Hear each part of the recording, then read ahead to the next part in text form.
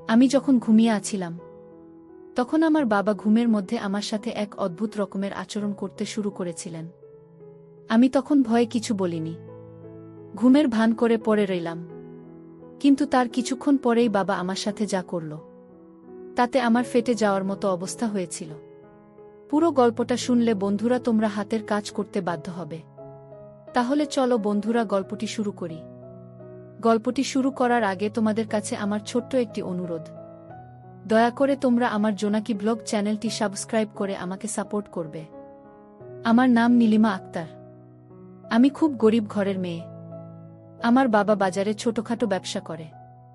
আমার মা গৃহিণী, ঘরের কাজ এবং অন্যান্য কাজগুলো সম্পাদন করত। আমার মা দেখতে খুব সুন্দরী আছিল। আমরা এক ভাই এক বোন। আমার যখন 14 বছর বয়স তখন আমার ছোট ভাইয়ের বয়স মাত্র 4 বছর। খুব সুখে শান্তিতে চলছিল আমাদের জীবন।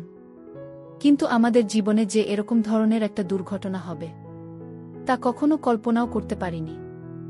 বন্ধুরা, আমার যখন 15 বছর বয়স তখন আমার মায়ের একটি কঠিন রোগ হয়। এরপর মাকে ডাক্তারের কাছে নিয়ে গেলে ডাক্তার বলেছে আমার মা হয়তো বেশি দিন বাঁচবে না। তোমার মায়ের কোনো শেষ ইচ্ছা থাকলে তোমরা তাকে পূরণ করে দাও এবং তোমার মায়ের যেমন চায় ভালো মন্দ তা খাইয়ে ফেলো, কারণ তোমার মা হয়তো আর সপ্তাহখানেক বাঁচতে পারে। ডাক্তারের মুখে এরকম ধরনের কথা শুনে আমার মাথায় যেন আকাশ ভেঙে পড়ল। কিন্তু ভাগ্যের কি পরিহাস! তারপর আর অল্প কিছুদিন পরেই আমার মা এই দুনিয়া ছেড়ে চলে গেলেন। বাবা মাকে হারানোর পর খুব একা হয়ে গেলেন। আর বেশিরভাগ সময় একা থাকতেন। কারো সাথে খুব বেশি একটা কথা বলতেন না। ব্যবসায় খুব একটা মনোযোগ দিতেন না। কেমন জানি মনমরা হয়ে থাকত। আমাদের পুরো পরিবারটা তখন সুখের ছায়ায় অন্ধকার হয়ে গিয়েছিল। আমারও খুব একটা ভালো লাগত না। আমিও নীরবে বসে বসে মার জন্য কান্না করতাম। এভাবে আমাদের সময় কাটতে লাগল। 2 থেকে 3 বছর পার হওয়ার পর আমরা আমাদের অবস্থাটাকে স্বাভাবিক করতে পেরেছিলাম। বাবাও আস্তে আস্তে তার অবস্থাকে স্বাভাবিক করতে পেরেছিল। এভাবে চলতে লাগল আমাদের জীবন। মা মারা যাওয়ার প্রায় 2 থেকে 3 বছর পার হয়ে গেল। বাবা মোটামুটি আমাদের সাথে ভালোই ছিল, খারাপ ছিল না। কিন্তু বেশ কিছুদিন ধরে আমি লক্ষ্য করলাম বাবা আমার প্রতি কেমন করে যেন তাকিয়ে থাকে। তার তাকানো দেখলেই আমার কাছে মনে হয় যেন অন্য কোনো কিছু রহস্য লুকিয়ে রয়েছে। কিন্তু আমি তো এজন্য আমি এটাকে স্বাভাবিক মনে করতাম, কোনো কিছু মনে করতাম না। আর তাছাড়া বন্ধুরা, আমার তো মোটামুটি বিয়ের বয়স হয়েছে। আর আমি নবজ্যোতি, সদ্য যুবতী। যৌবনের আকর্ষণ সবেমাত্র আমার মধ্যে সম্পূর্ণ পরিপূর্ণ হয়ে উঠেছে। তখন আমার এই অবস্থায় যে কোনো ছেলে দেখলে তো মাথা না ঠিক থাকার কথা। কিন্তু আমি কখনো কল্পনাও করতে পারিনি আমার জীবনের সর্বপ্রথম যে দুর্ঘটনাটি হবে সেটি আমার বাবার দ্বারাই হবে। আমি ভাবতে আমার গায়ে শিহরণ দিয়ে ওঠে। যাই হোক বন্ধুরা, এভাবেই আমি আমার বাবার যে কুদৃষ্টি আমার প্রতি পড়তে থাকে তা আমি আর চোখে দেখতে শুরু করলাম এবং প্রায় লক্ষ্য করলাম বাবা আমার দিকে বিভিন্নভাবে, বিভিন্ন দৃষ্টিভঙ্গিতে আমার দিকে তাকিয়ে থাকে। তখন লজ্জায় আমার খুব খারাপ লাগে। মাঝে মধ্যে আমি বাবার কাছ থেকে গিয়ে দূরে বসে থাকতাম অথবা মনের কষ্টে কাঁদতাম আর বলতাম, মা তুমি আমাকে কোথায় রেখে গেলে? আমার কান্নার শব্দ শুনে বাবা আমার রুমে যেতেন। আমার রুমে গিয়ে বাবা আমাকে আদর করার নামে, সহানুভূতি দেখানোর নামে আমার প্রতি সে রকম আচরণ করতেন। আমার কাছে মনে হতো সেটা মোটেও কোনো স্বাভাবিক মানুষের কাজ না। আর এদিকে আমার ভাইটা তখন ছোট, সে খুব একটা বুঝত না আমার প্রতি বাবার অদ্ভুত দৃষ্টি এবং অদ্ভুত আচরণের কারণে। আমি একদিন বাবাকে কইলাম, বাবা মা মারা গেছে অনেক দিন হয়েছে। আমার মনে হচ্ছে কি তোমার একটা বিয়ের দরকার। তুমি যদি রাজি থাকো বাবা, তাহলে তোমাকে আমরা একটা বিবাহ করিয়ে দিব। আমার কথা শুনে বাবা অবাক হয়ে তাকিয়ে রইলেন আর বললেন, আরে তোর মাকে আমি খুব ভালোবাসতাম। ভালোবেসে তোর মাকে আমি বিয়ে করেছিলাম, কিন্তু অকালে তোর মাকে আমার কাছ থেকে সৃষ্টিকর্তা কেড়ে নিয়েছে। কি করব? আমার কপালে নাই। যাক মা, আমি খুশি আছি, আমি সন্তুষ্টি আছি। আমি তোমাদেরকে ছেড়ে আর কখনো বিয়ে করব না। তারপর বাবা আমাকে বলল, মা নীলিমা, তুমি কি তোমার মায়ের মতো? আমাকে ভালোবাসতে পারবে না। আমি তোমার ভালোবাসা পেয়ে সারা জীবন থাকতে চাই। তারপর আমি বাবাকে কইলাম, বাবা, আমি কি আর তোমাকে মায়ের মতো করে ভালোবাসতে পারবো? মায়ের মতো আদর যত্ন করতে পারবো? তখন আমাকে বাবা বলতেন, পারবে না মা, তুই তো আমার মেয়ে, তুই তোর মায়ের মতো করে আমাকে ভালোবাসবে। আমি কইলাম, ঠিক আছে বাবা, আমি যতদিন বেঁচে থাকব ততদিন আমি তোমাকে খুব ভালোবেসে যাব। আর এমনিতে বাবা, আমি তোমাকে খুব ভালোবাসি। আমার মুখ থেকে এরকম ধরনের কথা শুনে বাবা খুব খুশি হয়ে গেলেন। যাই হোক বন্ধুরা, এভাবেই চলতে লাগলো আমার দিনকাল। একদিন আমি আমাদের ওয়াশরুমে গোসল করতে গেলাম, তো আমার সবকিছুই ভেজা ছিল। মানে একবারে বুঝতে পারছেন তো বন্ধুরা, গোসল করা অবস্থায় যে রকম থাকতে হয়, ঠিক সেরকমই আমি ছিলাম। আমি যে গোসল করতেছি, বাবা সেটা বুঝতে পারি নাই। বাবা কিসের জন্য যেন ওয়াশরুমে গিয়ে মানে তাকাতে আমাকে অবস্থায় দেখে ফেল। আমি খুব একটা বুঝতে পারি নাই। তারপর হঠাৎ আমি চেয়ে দেখি বাবা আমার দিকে হা করে তাকিয়ে আছে। আমি এই অবস্থা দেখে আমি খুব লজ্জা পেয়ে যাই। আমি আমার নিজেকে দেখা করার চেষ্টা করি। তারপর বাবা তেতো করে আমার এখান থেকে চলেন। যেদিন থেকে বাবা আমার এই অবস্থায় আমাকে দেখছেন, সেদিন থেকে আরও বেশি প্রকার অদ্ভুত অদ্ভুত আচরণ করতে শুরু করেন। মনে হচ্ছে যেন আমার সাথে উনি ভিন্ন রকম কোনো কিছু করার দারুণ প্রয়াস করছেন, কিন্তু আমি তার নিজের মেয়ে বলে সে আমাকে সরাসরি কিছু বলতে পারছেন না।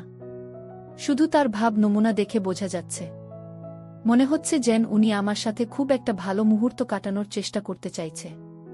সেদিন রাতে বন্ধুরা, হঠাৎ করে বাবা অসুস্থ হয়ে যায়। কিন্তু অসুস্থ হয়ে যাওয়াটা আমি বিশ্বাসই করতে পারছি না, কারণ বাবা কিছুক্ষণ আগেই সুস্থ ছিল। তাহলে দুপুরে বাবা যখন আমার গোসল দেখে ফেল, তখন থেকেই অসুস্থ হয়ে গেল। আসল বিষয়টা কি আমি কোনোভাবেই বুঝতে পারছি না। দিনে সুস্থ ছিল, এখন তাহলে অসুস্থ হল কিভাবে? আর বাবার যে এটা অভিনয় ছিল তা আমি তখন বুঝতে পারি নাই। বিষয়টা যে বাবার পুরোটাই একটা অভিনয় ছিল তা অবশ্যই পরে আমি বুঝতে পেরেছিলাম। যাই হোক বন্ধুরা, সে রাতে বাবা হঠাৎ করে আমাকে ডাক দিয়ে কইল, নীলিমা, কোথায় আছো তুমি? আমার শরীরটা খুব খারাপ লাগছে, তুমি আমার মাথায় একটু পানি ঢেলে দাও, আমার খুব ভয় করছে। তুমি কি আজকে আমার পাশে থাকবে? আমি কইলাম, কেন থাকবে না বাবা, তুমি তো অসুস্থ। তোমার এই মুহূর্তে তোমার কাছে যদি আমি না থাকি তাহলে কে থাকবে? তারপর আমি আমার ছোট ভাই এবং বাবাকে নিয়ে একসাথে শুতে গেলাম, আর বাবাকে যত্ন করতে লাগলাম যাতে বাবা খুব তাড়াতাড়ি সুস্থ হয়ে যায়। আমি বাবার খুব সেবা যত্ন করতেছিলাম। বাবা অসুস্থতার ভান ধরে আমার সেবা যত্ন নেওয়ার চেষ্টা করছে, কিন্তু আমি বুঝতেছি না। এভাবে সেবা যত্ন করতে করতে আমি হঠাৎ করে ঘুমিয়ে গেলাম। এভাবে ঘুমিয়ে গেল আমার ছোট ভাই। বাবা ঘুমিয়ে গেল, কিন্তু রাত যখন গভীর হল, অর্থাৎ আনুমানিক 1টা থেকে 2টা বাজে, তখনই আমি অনুভব করলাম আমার সাথে কেউ কোনো কিছু করার চেষ্টা করছে। তখন আমি আধো ঘুমেছিলাম। আমি অনুভব করতে লাগলাম কেউ যেন আমাকে প্রথমে আস্তে আস্তে করে শিহরিত করতে লাগল। আমি আধ ঘুম অবস্থায় খুব একটা বেশি বুঝতে পারি না, আমি এভাবেই ঘুমিয়েছিলাম। তারপর হঠাৎ করে অনুভব করতে লাগলাম আমার উপরের দিকেও কেউ যেন আমার সাথে অদ্ভুত রকম আচরণ করার চেষ্টা করছে। আস্তে আস্তে আমার ঘুম ভাঙতে লাগল। আর এদিকে তখন আমার প্রায় পুরো এলোমেলো অবস্থা। এলোমেলো অবস্থা করার পর যখন ওই লোকটি আমার সাথে ভিন্ন রকম কিছু করতে যাবে, ঠিক সেই রকম, তখনই আমার ঘুম ভেঙে গেল। ঘুম ভেঙে দু চোখ খুলতেই দেখি সে তো আর কেউ নয়, সে আমার নিজের বাবা। আমি কইলাম, বাবা, আপনি আমার সাথে কি করছেন? আমি তো আপনার মেয়ে। তারপর বাবা কইল, শোন মা, প্রত্যেকটা মানুষেরই কিছু না কিছু চাহিদা থাকে। তোর মা মারা গেছে 4 থেকে 5 বছর হয়ে গেছে, আর আমার তো বয়স চলে যায়নি। আমারও তো কোনো না কোনো একটা চাহিদা আছে, আমার তো কোনো কিছু মন চায়। কিন্তু তোকে দেখে মা আমি আর সামলাতে পারলাম না, কারণ তোকে দেখলে আমাকে তোর মায়ের কথা মনে পড়ে যায়। তোর চেহারা ঠিক সেই মায়ের মতোই হয়েছে। তারপর বাবা মাকে কইল, মা নীলিমা, আমি তো তোর কাছে কোনোদিন কোনো কিছু চাই নাই। তোর কাছে আজকে আমি একটা জিনিস চাইব। বাবার কথা শুনে আমি পরিষ্কার বুঝতে পারলাম বাবা আমার কাছে কি চাইছে। তারপরেও কিন্তু আমি বাবাকে কইলাম, বাবা তুমি যা আমার কাছে চাইছ তা কিভাবে সম্ভব? তারপর বাবা আমাকে কইল, মা নীলিমা, এখানে তো তুই আর আমি ছাড়া আর কেউ নাই, আর তা ছাড়া তোর ছোট ভাই অন্যদিকে ফিরে ঘুমিয়ে রয়েছে। আর সবচেয়ে বড় কথা হচ্ছে, তোর মা মারা গেছে অনেক দিন হয়েছে। আমি অনেক দিনের ক্ষুধার্ত। আর এদিকে তোর পরিপূর্ণ বিয়ের বয়স হয়ে গেছে, কিন্তু অর্থের অভাবে আমি বিয়ে দিতে পারি না। তোর আর আমার দুজনের একটা অন্যতম চাহিদা আছে। তাহলে চল আমরা আর অপেক্ষা না করে আমরা আমাদের চাহিদা পূরণ করতে থাকি। বাবার মুখ থেকে এরকম কথা শুনে আমার সারা গায়ে আস্তে আস্তে শিহরণ জাগতে শুরু করল। কেমন জানি আমিও দুর্বল দুর্বল হয়ে যেতে লাগলাম। তারপর আমি দেখলাম বাবা আরও বেশি বেশি ঘনিষ্ঠ হওয়ার চেষ্টা করছে আমার সাথে। আসলে বন্ধুরা চাহিদা তার নেই। তখন আর সম্পর্কের যেটা সম্পর্কে রইল না। মনে হলো যেন তারুণ্যের জের। পুরো পৃথিবীটাকে তখন তার অন্য সময় লেগেছিল। আর এই তরুণের ফলে আমার নিজের বাবা আমাকে এরকম ধরনের একটা কাজ করে ফেলেছিল, যে কাজটা করার ফলে প্রথমে আমি খুব ভয় এবং কষ্ট পেয়েছিলাম। তিনি যখন পুরোপুরি আমার উপরে অবস্থান করছিল, তখন আমার কাছে মনে হয়েছিল আমার দম বন্ধ হয়ে যাচ্ছে। মনে হয়েছিল আমি অনেক কষ্টের মধ্যেও কি যেন একটা সুখের ছায়া পেয়েছিলাম। কিছুক্ষণ পরে আমি পরিপূর্ণ সুখী এবং তৃপ্তি অনুভব করতে লাগলাম। বন্ধুরা, এরপর থেকেই প্রায় প্রতিদিনই বাবার সাথে আমার এরকম ধরনের রামকৃষ্ণ লীলা চলত। বন্ধুরা, ঘটনাটি ছিল অনেক দিন আগে। ঘটনাটি সত্যি আমার জীবনে অনেক বেদনাদায়ক ছিল, যদিও তখন বুঝতাম না। অবুঝের মতো কাজটা করে ফেলেছিলাম। আর বাবাও আমার এই দুর্বলতার সুযোগ ইচ্ছামতো কাজে লাগিয়েছিল। বন্ধুরা, তারপর নির্দিষ্ট একটি সময় আমার বিয়ে হয়ে গেছে। বাবা নিজেই তার চাহিদা পূরণ করে আমাকে অন্য একটি ছেলের হাতে তুলে দিলেন।